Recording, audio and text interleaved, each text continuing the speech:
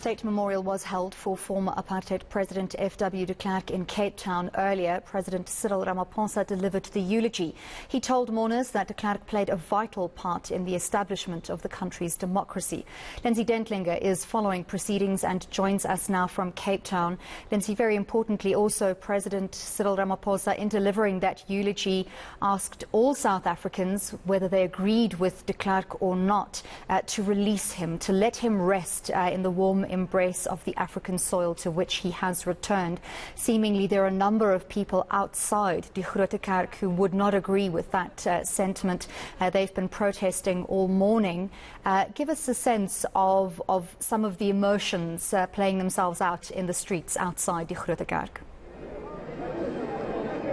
Well, it's very quiet here, Anli, other than obviously the mourners that you are now seeing leaving the Klerk.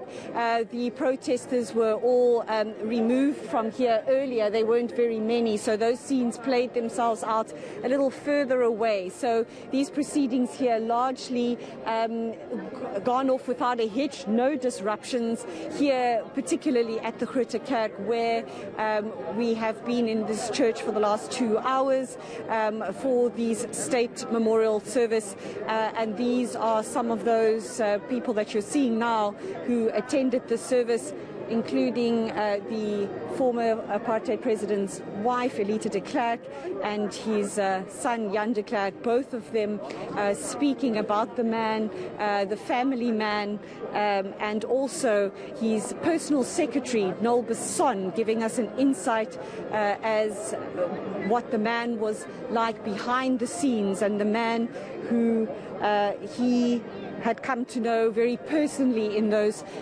days before the transition to South Africa's democracy. So as you can see live on your picture right now, still those mourners who have been attending, exiting the Klerk here in Cape Town, Anli.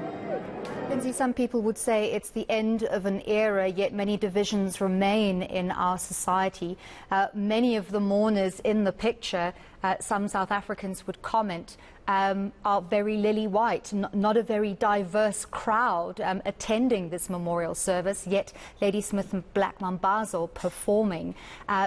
Very much hopefully in reflection of the fact that FW de Klerk played a vital role in terms of that transformative time period in South Africa's early democracy. What sense have you gotten from some of the people who attended this event of the significance of his passing? Well, as you point out, Anli, very few government officials. I only cited 2 ministers. That was, of course, Mondli Gongubele, the minister in the presidency, and Minister Patricia de Lille attending this service. I could have overlooked someone, but those are the only 2 ministers I certainly saw. And then you've got to remember that this service was also preceded by the regular Saturday morning service. Many of those, I should point out, that you're seeing exiting now are actually from the Cape Philharmonic Orchestra, who have been providing the music here. But in answer to your question, so many of them were also congregants who were here earlier this morning to attend the regular Sunday service, and then obviously stayed behind for the memorial service. So yes, certainly it does. You are correct in saying that not a very diverse section of South African society, but we should point out that the service was officiated by the Anglican Archbishop, whose church is just down the road from where we are, Anglican Archbishop Thabo Mkhoba, who you might see now speaking to somebody on your screen right now. And he said he had been personally asked by the President and the widow of FW de Klerk to preside over today's service.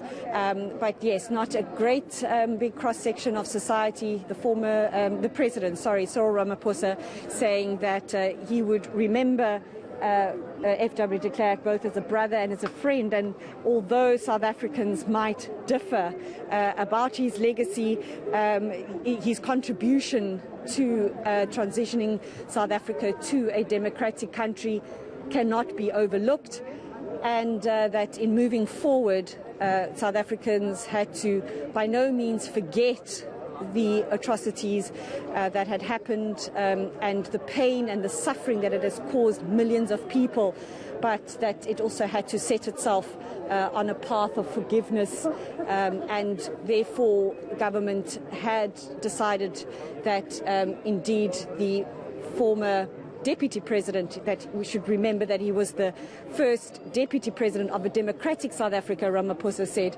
and therefore should be accorded this kind of service and be elevated to the status of also receiving a state memorial service only.